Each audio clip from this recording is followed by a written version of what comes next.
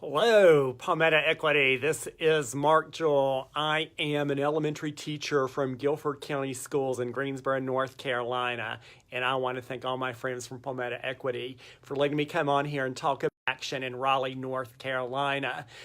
We are very thrilled that coming and joining with the tens of thousands of folks standing up for public schools. As you well know, our public education has suffered over the last 10 years. Our resources have been draining. Textbook adoption hasn't happened in the past 15 years. We have a huge teacher shortage crisis in North Carolina. Our lowest paid workers, our custodians, $19,000, $20,000 a year. We have a huge crisis right now going on with the mental and social and emotional health of our students. So we're also insisting that we fund school counselors, nurses, school psychologists, social workers, all of those things that help develop the whole child. We need all of our folks across the state of North Carolina and surely in my hometown of Greensboro and Guilford County to join us in Raleigh. Here's what the schedule is going to be. We're actually going to be starting a meeting around 8:30 at the NCAE Center, 300 South Salisbury Street, 700 South Salisbury Street here in Raleigh, North Carolina. We're going to have a pre-rally coming up in pre-rally about 10 o'clock a.m. and we'll start marching at 10:30 up Fayetteville Street. We're going to march all the way up to the Legislative Building in the General Assembly.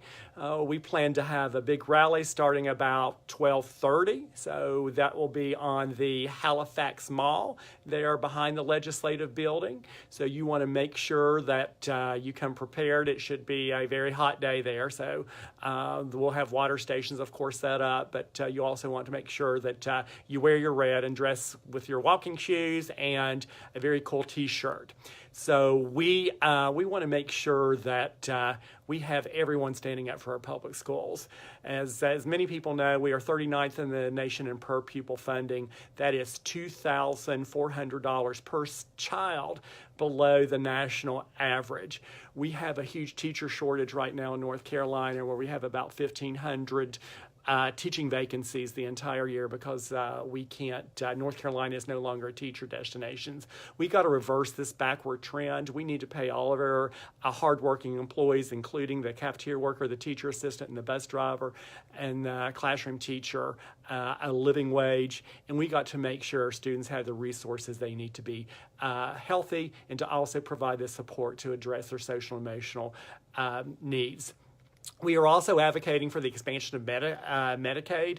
We have about 500,000 students, 500,000 citizens across the state of North Carolina, 500,000 North Carolinians that don't get health insurance right now. And if our students are not healthy, then they can't learn when they come to the classroom. So we're also making sure that we push the issue of Medicaid expansion there because we know that many people are sick in our communities and our kids are sick as well. And we need them healthy and have access to good health care. So we hope to see everyone, including our folks out there in my hometown of Greensboro and Guilford County, but across the state from Murphy to Manteo, coming on May 1st, Wednesday, May 1st. We're meeting at 8:30 here again at 700 South Salisbury Street.